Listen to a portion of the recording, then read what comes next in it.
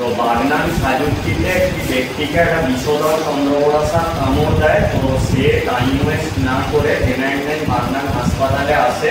তো এখানে ডক্টর পিয়াসা মণ্ডল ম্যাম ব্যক্তিটির যে প্রাইমারি ট্রিটমেন্ট এবিএস এবং প্রয়োজনীয় ওষুধগুলি ওনাকে প্রয়োগ করে, দেওয়ার পর ওনাকে রেফার করে দেওয়া হয় বাইরের বড় হাসপাতালে।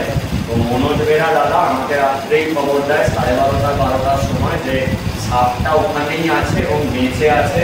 তো আমি আর সুমন্ত দেন আসি এবং রাত্রেবেলা গিয়েই আমরা সাপটা রেস্কিউ করি।